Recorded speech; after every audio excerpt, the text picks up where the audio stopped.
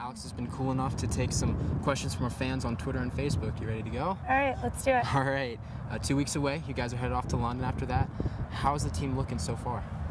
The team is looking great. If you guys haven't seen, we beat Sweden, we beat Japan. Those are our last two games. We're playing Canada in a couple days, and I think we're at the right place that we should be. I mean, we're not peaked yet. We're not peaking yet, but in a couple of weeks, once we get to London, once we're there and acclimated to the time change, I think we'll be ready. Close to this time last year, you were gearing up for a World Cup, first World Cup.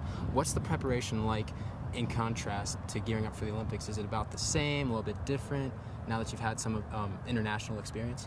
I don't think the preparation is really that different in terms of, preparing for a big tournament. We both see World Cup and Olympics as, the best of the best, and we want to prepare for it the same. But for me individually, I think that I'm a little bit more experienced.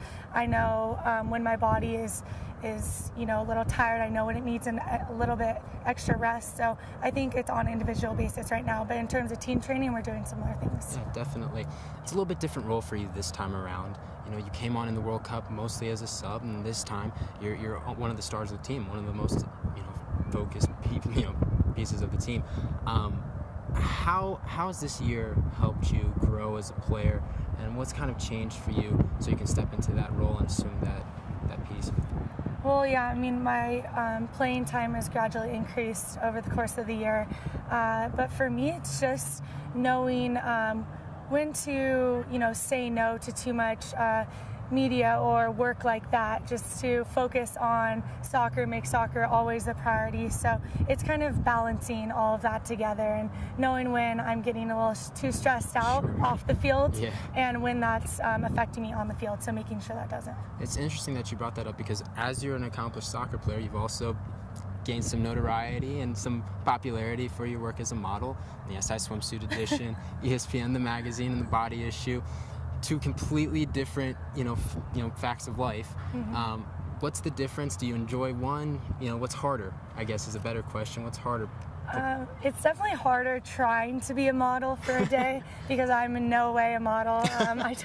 I don't necessarily love to stand in front of the camera for 8 hours. Right. Soccer is what I grew up doing. It's just my passion in life. So it's definitely, I feel a lot more ease on the soccer field than my cleats. Yeah, sure. Do you have a look, like in Zoolander, he's got blue steel. Do you have your blue steel when you're a model? No? Yes? Maybe? Oh, man, I'm still finding it. You're working on it? We'll keep working on it. Ask me in a year. All right. Bigger accomplishments, scoring a goal in a World Cup final, or beating out Stephen Colbert for Maxim's Hot 100 list? It's a toughie. It's a toss-up. It is almost a toss-up, and I'd have to say World Cup final. That's what I dreamt of since I was a little girl. I mean, Maxim, I didn't really dream of that when I was 5. So can't imagine. Yeah. If you weren't playing soccer, what would you be doing? If I wasn't playing soccer, I would probably either be like a sports commentator, analyzer, or on a different side, I would probably go into either being like a veterinarian or going into work with animals. My teammates will tell you that I love animals, especially cats. When the games start, July 25th, what's going to be on your pregame playlist? Ooh, when the games start, my pregame playlist will probably include Katy Perry, Rihanna, but I also like some mellow music like Jason Mraz, The Fray, Kings of Leon. So I like to mix it up a lot. You probably have Call Me Maybe on your playlist, don't you? I think that every girl in the world has Call Me Maybe. Probably. I can't believe they have this question. Who's the dirtiest player on Team USA? I don't think that's hygiene, by the way. Yeah, not hygiene. So. Let's not do hygiene. Let's go with like tackles. Yeah. I would say Bueller. She doesn't have the name Buelldozer for just any reason. You didn't hesitate. You put her right out there. Yeah. Bueller, well, I'm a forward. She's a defender, so I get that every day in practice. I'm sure. But she's the nicest, sweetest person off the field. Get her on the field, and she is going for the ball, and if you get in her way, you're going down with it. All right. I'll have to Make a note of that. Do you have a secret talent? I guess it won't be secret now. I know. I mean, I don't have a secret talent, unfortunately, but I have my motorcycle license, so I can drive a motorcycle if I want to. So have you've been on a motorcycle by yourself? I have, but I really just got it so I can drive my Vespa. That's great. I'm sure Pia's really happy to hear that you're on a motorcycle from Yeah, time to time. don't tell her. All right, we'll keep going down low. All right, we'll end on this. What's your most memorable moment from your soccer career this far? My most memorable moment, that's hard because, Yeah. I mean, in the last year, there's just been so many. But Crazy. I would say what kind of started off my career with the national team was my goal against Italy in the World Cup qualifiers.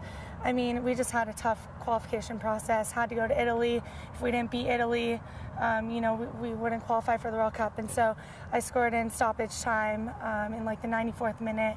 And it was just the best feeling ever knowing that, I came on 5 minutes earlier and was able to make an impact. And that's just the start of my career and big highlight. Definitely. Well, hopefully you make some more memories in a couple weeks when you take on France and the rest of the world.